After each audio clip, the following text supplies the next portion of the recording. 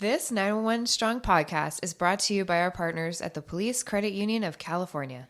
As a financial institution founded by law enforcement for law enforcement and their families over 65 years ago, they have the experience and understanding to help you with all your financial needs, including exclusive products designed specifically for law enforcement professionals.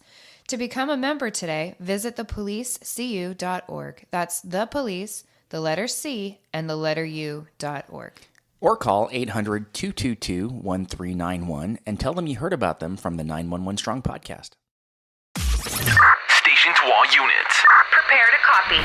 You're listening to the 911 Strong podcast. Don't act like I never told you. With Aram and Kristen, bringing you stimulating discussion. No, I like the sound of that. An entertaining conversation. And now, here's Kristen and Aram. Hey friends, welcome back to the 911 Strong podcast. I am Aram Choe, and with me is my faithful co-host, Kristen. Hi, guys. Hi, guys. Kristen's a little butthurt right now because I spanked her. Oh, my God. What? All right. Hey. TMI. Yeah. Yeah. Hey, we all know, unless you lived under a rock, we've all heard about the Uvalde school shooting.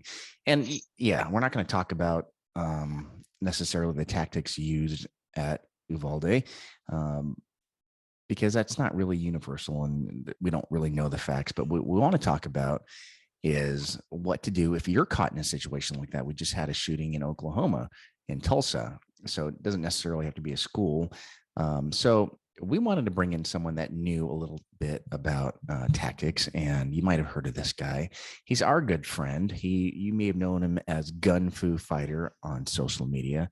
But our next guest is Mason. He is an Arizona SWAT operator, full-time SWAT operator, and he teaches officers and civilians how to shoot tactically.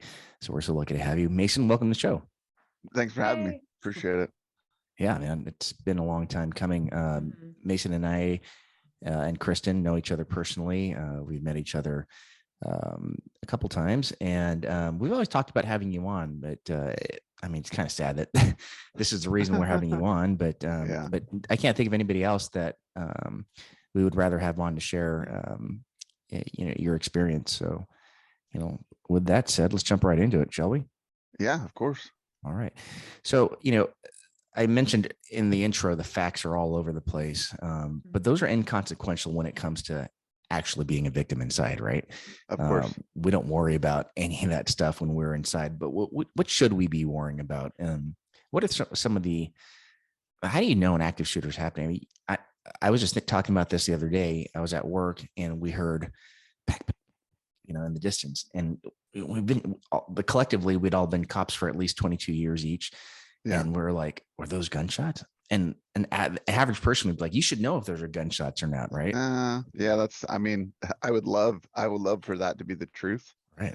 But the reality is that, yeah, there's a lot of times where you can be like, whoa, that was a gunshot. But there's sometimes that you can't as well. And especially that's somebody that hears gunshots all the time. So you can only imagine that a civilian or a teacher that's not really familiar with guns, or a student or a principal, or anybody else other than a law enforcement professional or military background, probably isn't going to know for sure that that's gunshots. But it is a distinct sound. There's no doubt about that. But there are other sounds that at a distance can mimic the sound of gunshots. If that makes sense. And in a situation where split seconds count, if you're like us and you hear a shot and you kind of pause, was that a gunshot? If you're a civilian, if you're in a building, if you're in a school, hospital, and you hear those things, I'd imagine the same thing's going to happen. People are going to look around at each other and go, what was that? Is that a gunshot? I guess the next thing you would listen for is maybe screams. Yeah.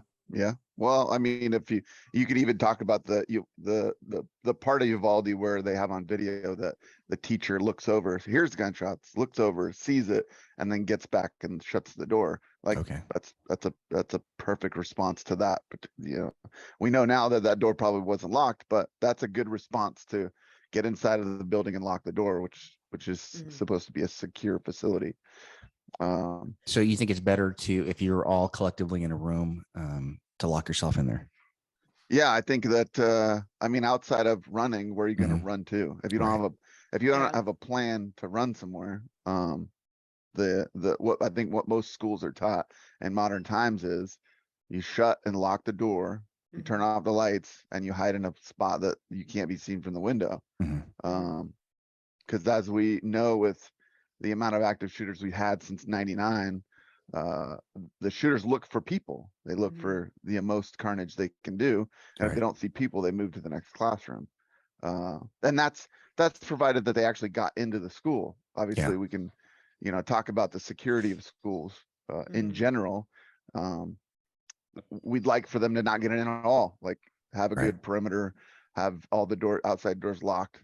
Obviously, things happen, and in general, that doesn't happen all day because you can't just not go outside. That's where PE is done, and Yeah. recess and before school and after school, stuff like that. But in general, if you're inside the school, there's not really anywhere to go. So to lock yourself in a classroom would probably be your best bet. Yeah, we spoke to someone at work about his experience overseas, and he said when he was in the Middle East, even um, in the areas that weren't considered war torn, the schools had one ingress and egress point on each side of the school, and they were secure, and they were secured with either steel walls or stone walls. So it just made it so that if you wanted to casually walk up to the school, you had one or two security points to do that. And I Right. thought that's a pretty good design. We do that for our jails. We do that for Yep. our most secure facilities here in the States. Why aren't we doing that for our schools? So I think they are. I mean, over the last, I don't know, 5 years or so, go back even 8, 9 years. I used to do security assessments in the neighborhoods that I patrolled for those schools, and they would do, hey, we're gonna pretend that we have an active shooter, and we're gonna lock down, and you tell us what we're doing right, what we're doing wrong. Excuse me. And I remember the look on the front lady's face because they had done that. They had created one ingress, one egress. They built a wall with locking double doors, and you had to get buzzed in. And I said, okay, that's good. And they said, sound the alarm. We have this alarm that goes off, and everybody's supposed to get in their classrooms, lock the door. I'm like, okay, cool. So what happens when he shoots you Mhm. and he hits the button to unlock the door and he goes in anyway? Yeah. And she looked at me like, oh, yeah, if you create an ingress and egress, that's fine. But who lets them in? Well, it's Right. you, and you're not protected. And the oh crap, you're right, I'm not protected. So Right. the very, within that year, they had spent the money and put, a barrier between her and that lobby area, so that if somebody did come in and try to take out her to get in, Yeah. that they couldn't, that she could still call 911 and get That's interesting. somebody on their way. So like, when I was growing up, I went to public school, very open campus. We had chain link Yeah. fence. And Yeah, when I me went to too. high school, it was an open campus. And I enjoyed that. Today, my kids are homeschooled. They've never set foot on a school campus in their lives. So I can't really offer an opinion on this, but it'll be interesting, Kristen and Mason. What are your thoughts? Because I think you both have kids that are in school. Um, what do you think? Would you prefer that they are in an environment like that, or would you think that's kind of like putting them in a jail environment? I mean, Go ahead, Kristen. well, the same thing like with me growing up. I've been in school my whole life. So my private school obviously was a lot smaller and we just had fencing around it. But obviously, like Mason said, outdoors for PE and sports and, that kind of thing were open targets. And then high school, my campus was completely open. We can walk on and off whenever we wanted to. And I mean, I guess I would feel okay with them having around a block wall, but at the same time, I mean, you're going to find a way one way or the other. Like, Mason said, like, there's a lot of people I saw commenting like, oh, well, I used to have to check in to go see my kids. I'm like, Right. okay, well, like you said, they could just walk in and shoot them and continue on. It's not really they're not going to stop and sign a paper and wait for somebody to come greet them. It doesn't work that Yeah. way. I don't want my kids to live in fear. I don't want them to have to be surrounded in like a jail kind of situation. I know we're in different times and stuff like that. And we've talked about getting, since Danny's all into like the tactical gear and stuff like that, like the bulletproof vest, The liners. panels. Yeah. Yep. And put it in their backpacks. So that's actually, we have done that. So that's what they're carrying around at school. And we've had that conversation with them now that they're both kind of on social media to some extent, or at least their friends are. And we just told them like, okay, here's this backpack. It's in there. It's one of the really lightweight ones. Right. Yep. And we're like, okay, so just put on your back if you're running away, or if it's in front, you put it in front of you and you're just going to hold it there and crouch down and be as silent as possible. And, we've had to have that conversation, but I mean, I don't know. It's kind of like, what do you do? There's only so much you can do, unfortunately. Yeah, I think that's the raw reality is, we didn't have to have those conversations prior to Columbine. It was shocking to the conscious, so shocking to the conscious when it happened that I can't imagine anybody even considered anybody would do that. And then, as you know, since the 90s, we've had a string of school shootings. And beyond schools, we've had, I think this year I saw the stat, we're over 220 mass shootings. And then, that's, it's funny. Somebody sent me that and they had a slight agenda on that because they wanted to, I think they believed it right away. And then they wanted to know where that came from. So they sent it to me and said, hey, how's this? And I said, I have no idea. I mean, what is, in terms of, as we know, in modern times, everybody's got an agenda and everybody wants their point to be the right point. And so they manipulate numbers and they they make up stuff sometimes. And even when they don't make up stuff, they leave stuff out so that it looks good for them. And anyway, the information I saw, or the stats that I saw, and it was the number that you just said, and then right under it was all the the other countries. Mexico had 2 school shootings, and all these other countries with 1 or 2 and 3, and I'm like, okay, clearly this is designed to make us look bad in school shootings. So what does that exactly mean? Is that and one student comes back angry and shoots one other student, and they list that as an active shooter? Is it inner city violence where a drive-by happens that's a block from the school and they list, like, I don't know where those statistics come from, but obviously they seem a little skewed towards the United States. So where did they come from, and why are we, what are we using to get those numbers? That's I would want to know. Because you can manipulate stats. Lopsided. You can manipulate stats to skew either way. And Charlie Kirk came out with a video about gun violence. Like, if you go on the internet right now and you want to, you Google reasons for killings, gun violence is always up there.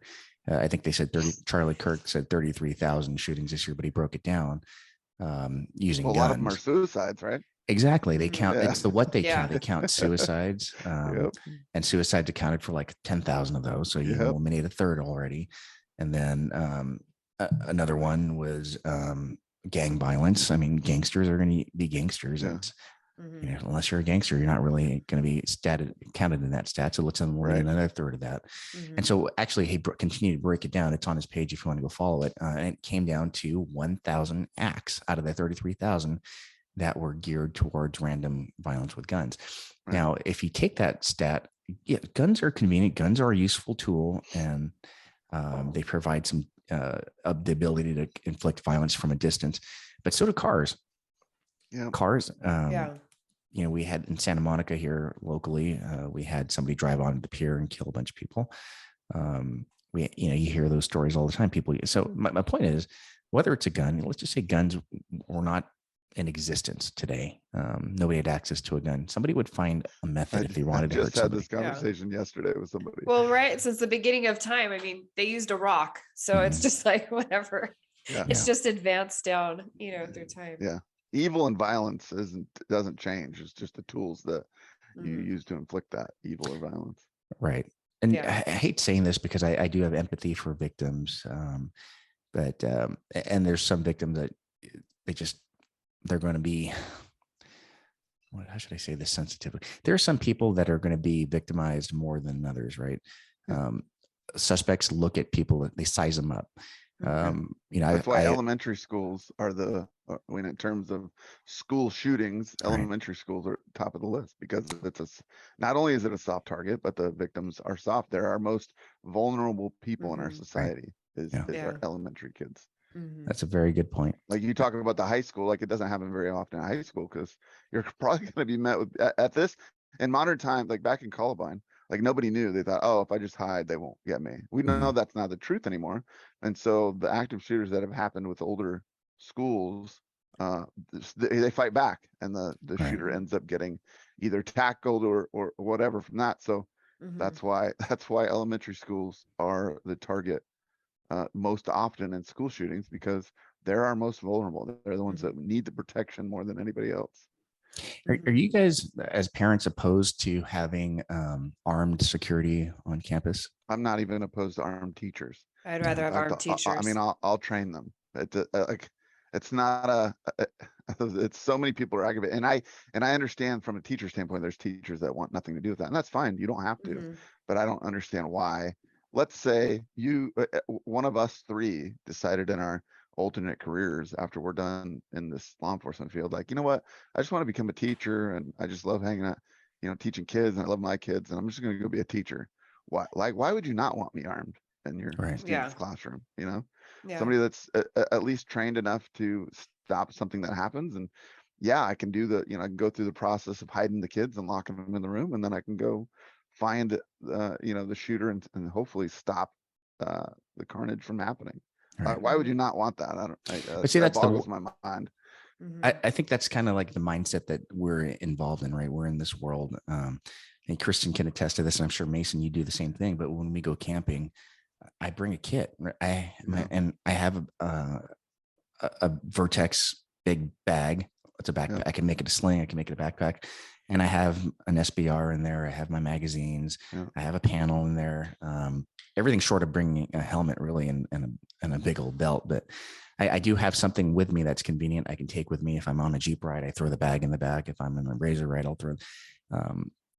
That's my mindset. That's where my mind is, because I'd hate to be caught in a situation where I got to act, but I want to have tools and I don't have tools. I don't think the average public person has that, right? I don't think they have that, and I don't think they think of that. And it's something to be said that security through training, like mindset through training. A lot of people say, oh, well, you're just paranoid. I don't want to live my life like that. Like, I don't want to live my life always thinking over my shoulder. And it's true, when you're young and in your career, you do have that, like, you go, oh, I'm going to set my back to the door and all this other stuff. But the longer you're in it, the longer you train that, the longer you think about that, the more classes you go to, the more, the more scenarios you go through in your head, the less you think about it, and the more you do it just out of habit, and you don't think about it anymore. Like, you do all that you just spoke of, and you probably don't even have a second thought of why you're doing it, when you're supposed to do it, the training that you need to do it. You just do it. It's because like my you've wallet. done it so often, you're ready. And if something happened, you would just go right to it, and you would go after it. You'd handle business, and you're not thinking about it. It's not ruining your vacation. Whereas people say they don't want to do that because they don't want to, like, I don't want to be on vacation always thinking about that. Like, yeah, at the beginning you probably do that because you're getting your mind in the right place, but eventually it's just second nature. Like, you go into a restaurant and the way you sit and all that stuff, it's all second nature. Nobody, like, even my family now, they know, like, if I'm the last one to the table, I know what seat's going to be open, and I don't even think about it. Like, I didn't do that because, like, oh, I gotta have my back to the door. It just happens naturally now. And I think through training and through thought process and running things through your head when you first start getting into that kind of thing, I think that's what makes it so easy. And you just don't think about it. It doesn't ruin anything anymore because it's all second nature. And unfortunately, that's how we have to be now. Yeah, I totally agree with the whole mindset thing. And I find it interesting because, we're in this law enforcement world. Kristen grew up in it. Her dad and grandfather were cops, and her husband's a cop, and she's a dispatcher. So she's in this too. But for the average person, I know you have civilians in your classes, your shooting courses, the everyday people that aren't in law enforcement or military. Is there something, do they already come packaged with this mindset? What kind of people come to your class, first of all, that are civilians?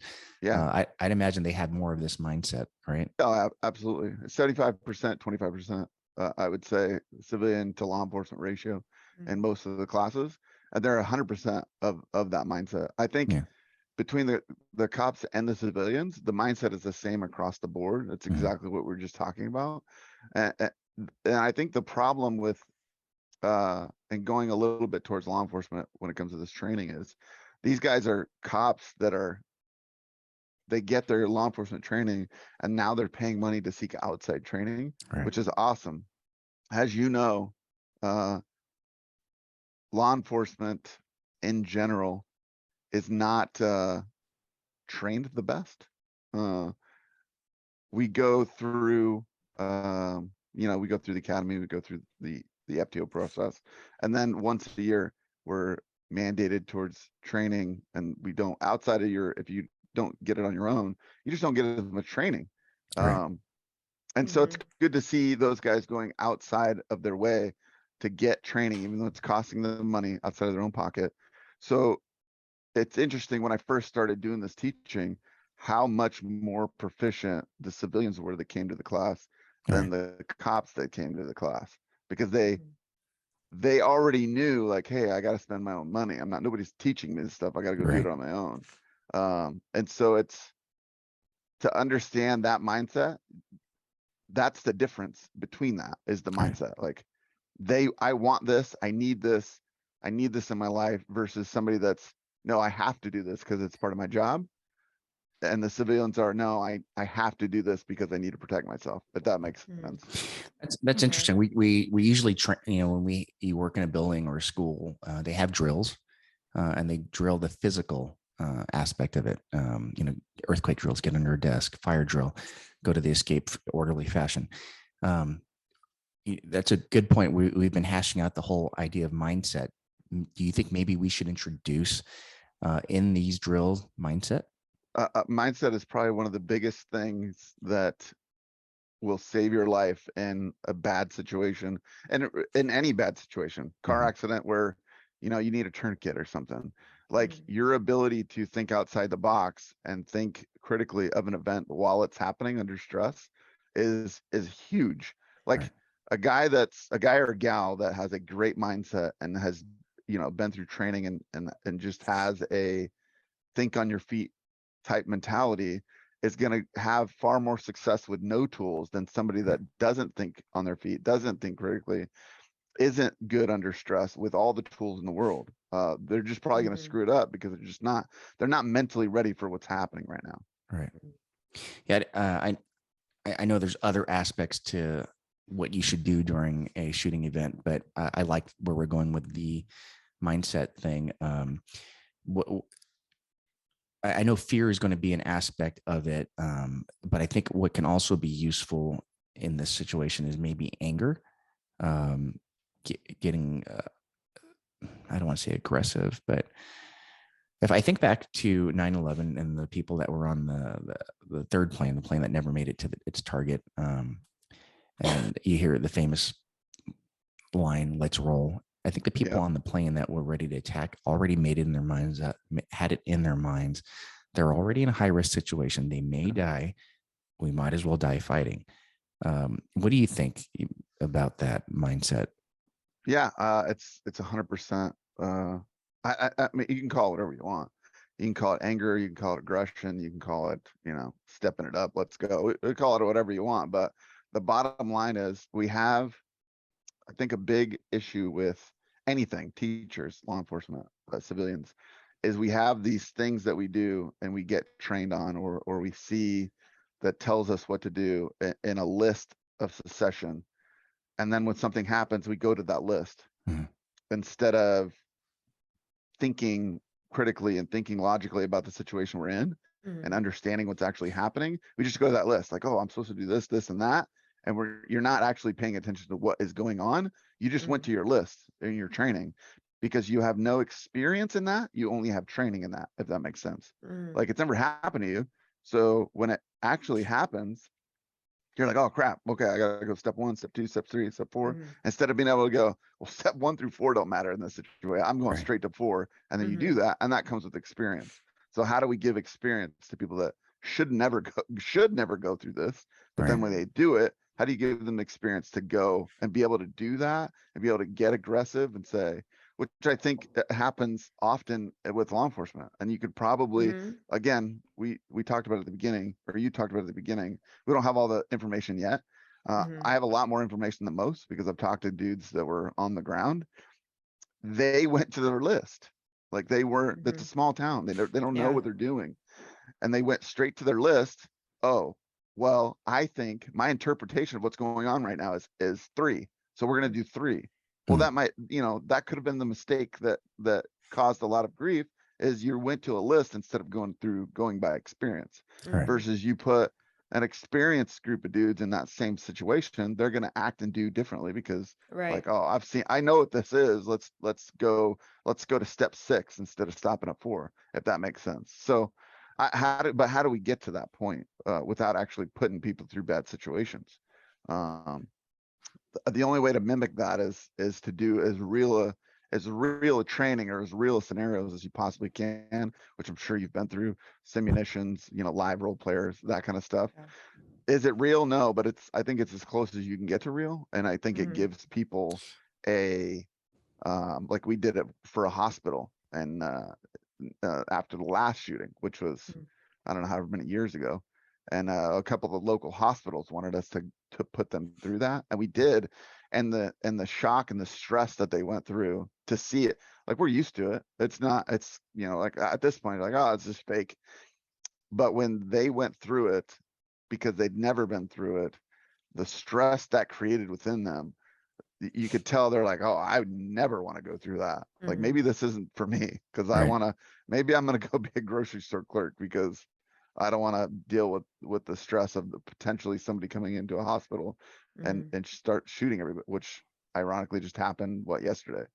Yeah. Yeah. So Yeah. I think that's the key is stress inoculation through training. I was going to Yeah. exactly say that, but we don't do enough. No. These dynamic scenarios take so much. We did a school, I think, I don't remember what year it was. It's so I can long only ago. remember one time. That was it. Throughout Yeah. my 22 years, one time that we encompassed like the entire police department, use helicopters, paramedics, and the school. One time. Right. When we had Funding, actors, we had yeah, Yeah. simulations. comes down to Um, money, and Yeah. people don't want to spend money on that. Right. Right. So the CEO of Axon put out a video. He rarely does, but he put out a video, I think yesterday or the day before, and he has this proposal. And of course, people are going to look to capitalize on Of stuff course they like are. this. They use Mhm. fear to capitalize. But one of the ideas he came out with was virtual reality training. And we all know how people's physical and mental and visual stimulations connect to each other. Yeah. We all see these funny videos of people on VR headsets that get Yeah. really into it. Now, I thought that was actually one of the better ideas. Why we do this currently? We have these rooms where they're video shoot rooms. I forget what they're called, but Yeah. simulators. Mhm. Pilots in the military do hundreds of hours of Yep. flight simulators. Um, that is technology that is in existence today. Yes, it Yeah. costs money, but so does everything else in law enforcement. Do you think that's a good investment for training? Oh, 100%. Absolutely. And it's funny you mentioned simulators, because the Air Force has now their intro to pilot schools and A-10s, F-16s, all that stuff is through a Mhm. simulator. And they've realized now that the hours they put in there, eventually when they start to get to their plane training, it's so much cheaper because they're so far ahead of the game. Mhm. Um, that they catch on a lot quicker once they actually get in the plane, and it's Right. saved them hours of fuel and air time. And I wish I could tell you the company's name. There's a company now that's getting pretty big. If you go to I think it's Centrifuge Training, which is Mhm. Will Petty's company. He's teamed up with them, and there's a VR that's they're creating VR training, law enforcement training, uh, for traffic stops, and they have these white guns that you connect the VR controller to, and you can run around. If you get a warehouse, you can run through the building, which is 100% inexpensive Mhm. ways of putting everybody through training. Like you could, if you had a district, you could have one of those at every district. And as long as you had a big enough room, like the entire squad could go through a quick 30-minute block before you head out to the road. I think that's awesome.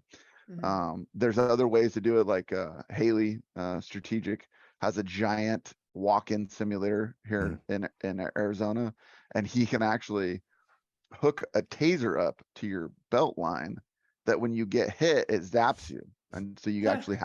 you actually have a stimulus Yes. of getting shot, which is far more important than a lot of other things, because if there's nothing to show you you've done something stupid inside of a training scenario, it's hard to correct bad behavior. So Right. that's also another Yeah. option. There's so many options that are coming out that are inexpensive. I think we need to lean on those right now, because as you know, that they're not gonna they're not gonna increase funding for law enforcement No. or schools or anything else. So we're gonna have to get creative in order to get people trained up, Mhm. and so this doesn't happen. So if somebody new, like myself or some other random civilian off the street who's just barely getting into it, what kind of class would you offer for them to take? And what like what kind of, like you said earlier, mindset do you go through, or scenarios do you go through? I think that if you're talking about just being a gun owner, Mhm. or Well, being a gun owner and then getting in the mindset, like for active stuff, like I've done a few classes now. And so there's some that are just training and you're not really thinking about too much except for the mechanics of the gun and shooting at like a paper target, right? And then I've taken other classes where like, okay, this is the scenario, or, you know, train as you would be like walking on the street. Like right yeah, now, I yeah, have my gun in my purse. I don't keep it on like a belly band or in a holster or something. So train that way. And you're going to shoot while moving instead of just like standing perfectly still at a paper target. Like you're going to go with the timer and start yeah, walking and right, shooting. yeah. No, So I think you know, crawl, walk, run should always be the process when you think about training anything. So I think basics of shooting at the paper are to get good fundamentals and Mhm, good uh not just fundamentals, but good weapon handling, because I mhm, think we get in a bad habit even in law enforcement that we're just used to standing in front of a paper target at whatever 3 to 7 yards and poking holes, when that's not how the real world works. It's very mhm, dynamic.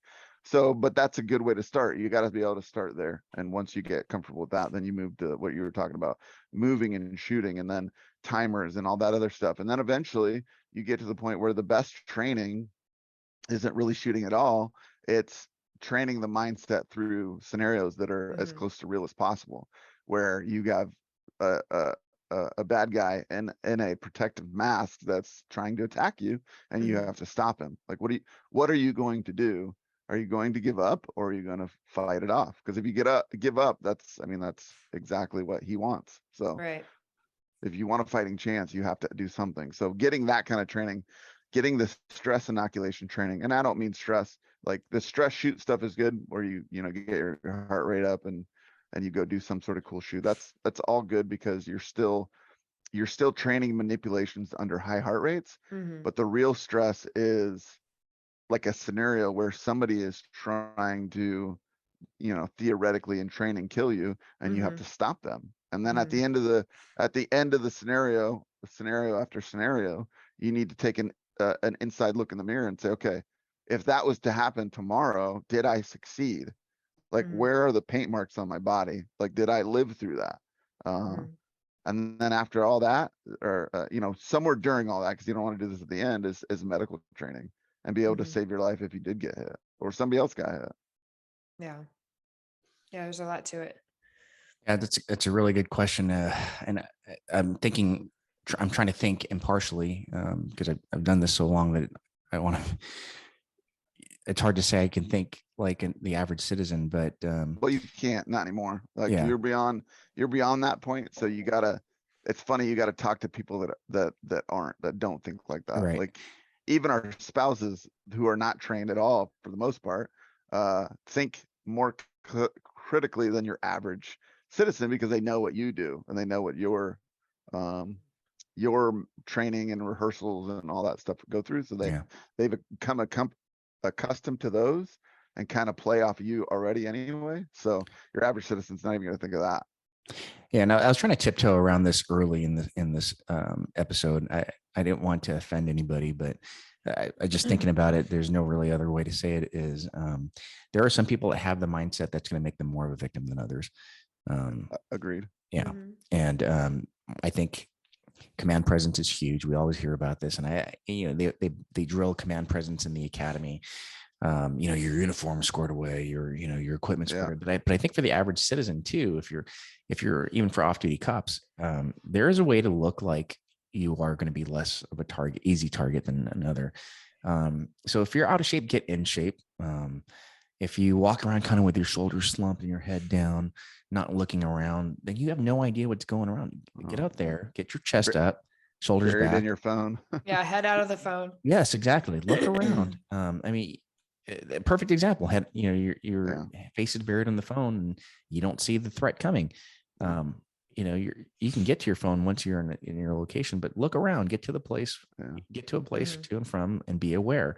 And sometimes making eye contact with someone that may be a potential threat is going to let that person send a message that, hey, this guy is aware. I can't sneak up on him, and these guys are going to move on. Yep. In the school scenario or a hospital, I just thought about this. These buildings spend all this money on fire alarm systems, sprinklers. What about like some sort of fogging system, a smoke system? Like when it's easy, every classroom has access to a fire alarm activator. Why not push a button where, once you have everybody in your room, some sort of fog mister comes out in the hallways, and now this guy has less of a visual, ability. I think because this is how my mind works, guys. I was trying to think. These people in the classrooms don't have guns or weapons like that, but improvise, right? Scissors, staplers, rulers, and then my mind went to fire extinguishers. I'm thinking I'm going to flood the hallway with this fire extinguisher. And that's going to make it harder for this guy to see. And he may just move on to another hallway or just leave altogether. So, yeah. Well, and that's thinking outside the box. Like that's when you don't have, the right equipment. Like I said, again, going back to what I said before, the person that's with the right mindset and no equipment is far better off than the person with no mindset and all the tools they could possibly use, because they just don't know what to do with any of them. Versus, the MacGyver of the group is like, all right, what's around me I can use to save my life and the lives around me because I didn't prepare and bring the right stuff. Yeah. Well, I'm gonna get the job done with what I have, Right. and I'm gonna figure it out. I mean, there's videos going around right now of the guy that's teaching you how to lock the door with a chair. Like that's like a prime example of what I'm talking about. Right. Somebody with the right mindset and no tools is figuring out how to fix this.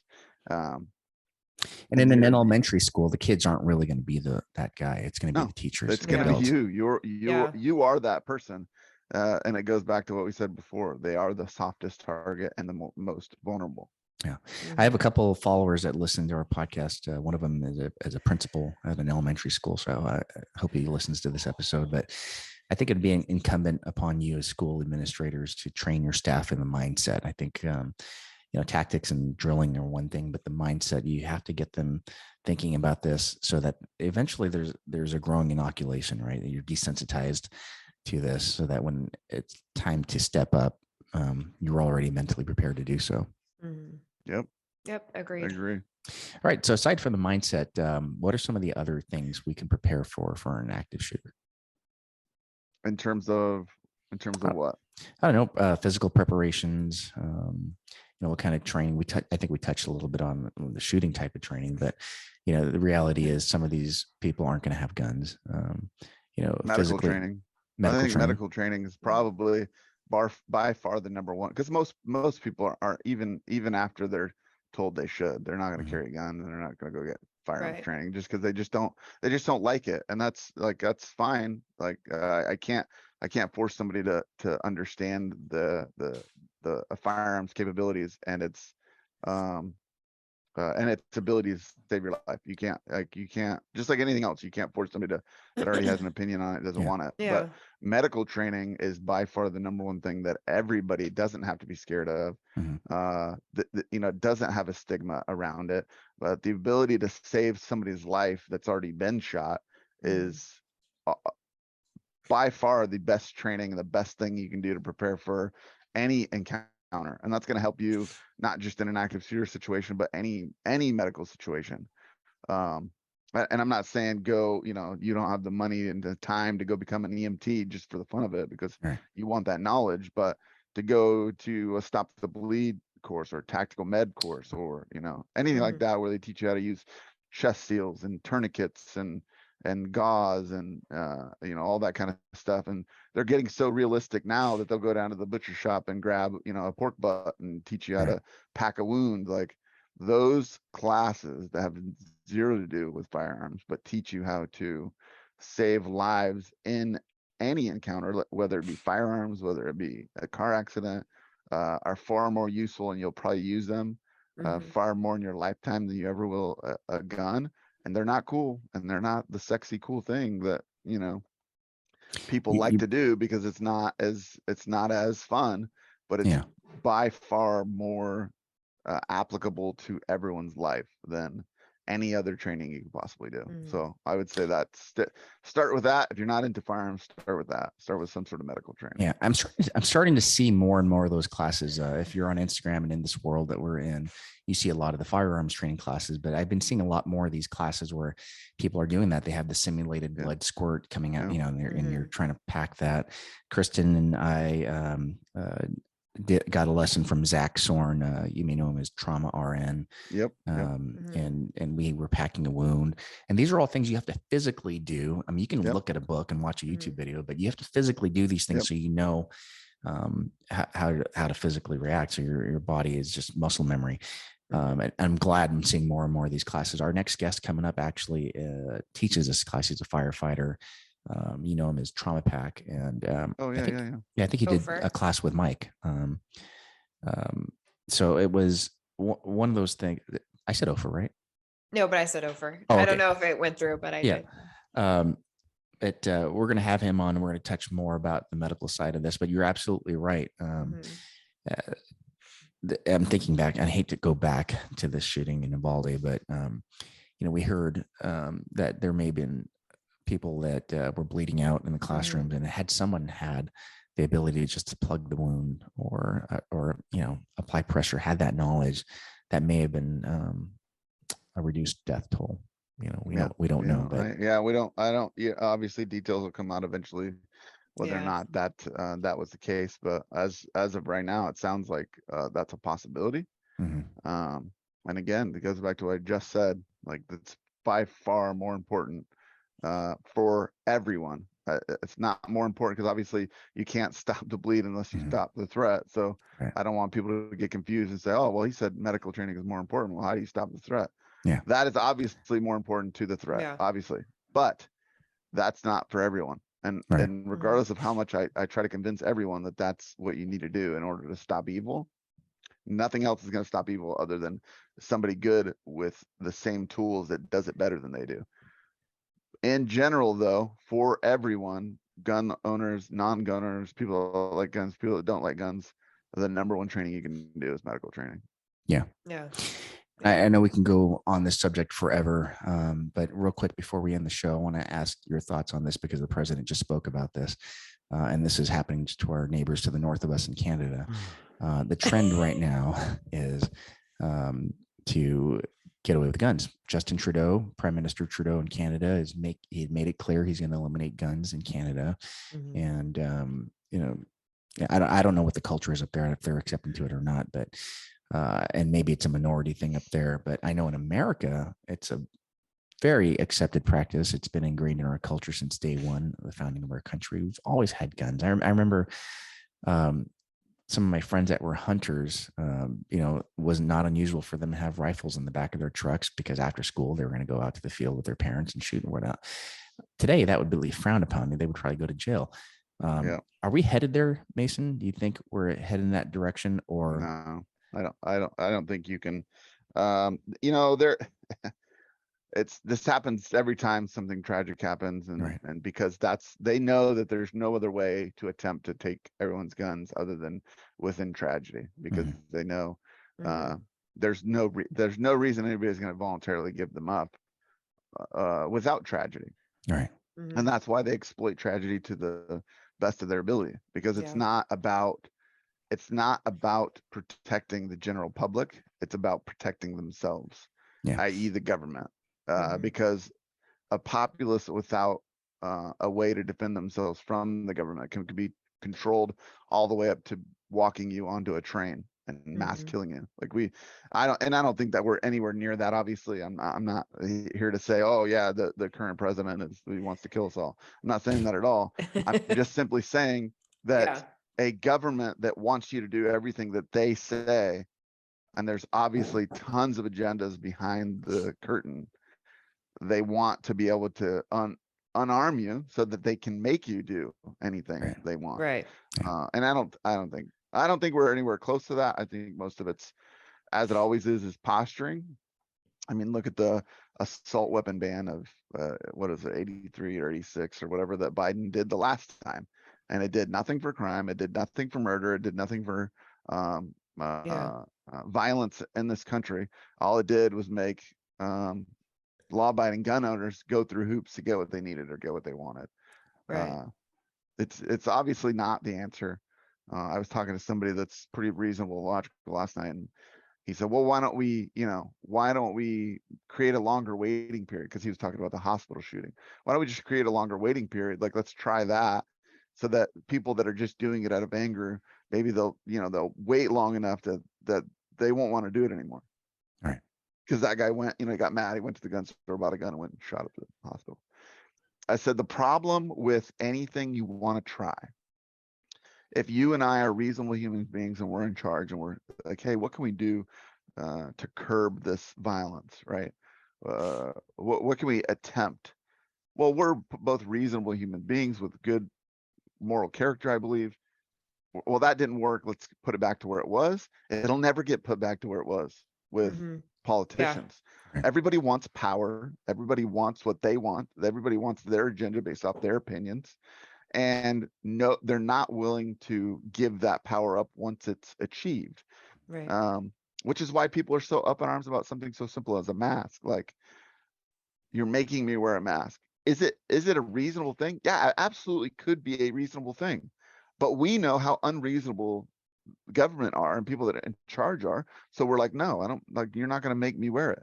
Would it be reasonable in a group of reasonable people? Sure, could be, because we know that a reasonable person with moral character is going to be like, okay, well, that didn't work, so let's take that away and stop that. Yeah. But we don't deal with on either Mhm. side, right or left. We don't deal with reasonable people with good moral character for the most part, and they've proven it over and over again. They want When power, they want control, Mhm. and if you give them anything that hinders your ability, they're not going to give it back to you. Right. once you give up a benefit or a freedom, you lose it forever. Yeah. It's You're very not getting important. it back. Right. And I'm thinking about work too. During contracts, police officers can relate to this. If you concede to any of your benefits, good luck ever seeing that again. You won't see it again. And we've No. seen it over and over again. I want to read a quote that I just read this morning, and I don't know how accurate this is because I've been trying to avoid, but our current president said the Second Amendment, like all other rights, is not absolute. Oh no, that's accurate. He said it yesterday. Yeah, He said it shocking. yesterday. Shocking. Like, I don't, we're going so fast downhill in terms of, Yeah. and I think somebody misconstrued. I said that yesterday, and somebody like, "Oh, your life's not good." I'm like, "No, my life is great." Like, at the time I was playing video games. Like, obviously everything's good. Like, family's good, health is good, but the route we're taking in terms of uh, our mental health issues and our Mhm. leadership as being completely poor and making bad decisions and bad policies is going so fast downhill that, like, I don't know that there's going to be a time where we can recover if we don't do something soon. That's what's scary. We have 2 more years of this administration. Yeah. The damage is done, and it's Hey, continually being done. midterms are going to be highly important. It'll be very telling where the American mindset is Yeah. this November. I really do hope there's a sweeping change. So we limit the power of the president when the power is in the people. Yep. So I agree. all right. Well, like I said, we could have made this a 3-hour episode easily, sure. but I'm instead sure. of doing that, let's get you back, Mason. I think we have a lot more to talk about. And if you're willing to come back, we'd love to have you back course, so we can anytime, dissect man. this a little bit more. Yep. Sounds good. Awesome. Well, Thanks I want for to thank having our me. guest. Absolutely. Thank you for coming. I want Thanks to thank for our coming guest, on. Mason, for joining us. Mason is an expert in the field. I did him a disservice by calling him a SWAT operator and instructor, but what I mean, it's not a disservice, it's a compliment, but the disservice I said was Mason is actually just a down-to-earth, genuine person as well, beyond the uniform. I was in Arizona for a thing I had to do, I don't know, but sometime last year. Yeah. And Mason drove an hour and took me out to breakfast to this awesome breakfast joint. Deep fried French toast. Yeah, he sent us pictures. Oh my gosh. But that's just, so if for anybody listening that doesn't follow Mason, you can find him on Instagram as GunFu, GUNFU fighter.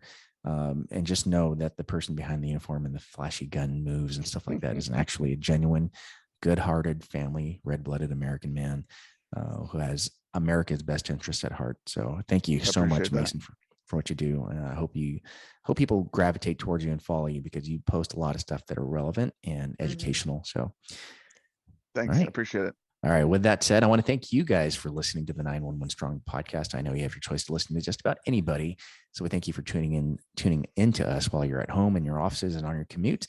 And we want to ask that you tell your friends about us too. If you benefited from this episode, you might benefit from the other ones, and they might too. Thank you guys for joining us, and we'll catch you next time on the 911 Strong podcast. Bye, guys. Take care.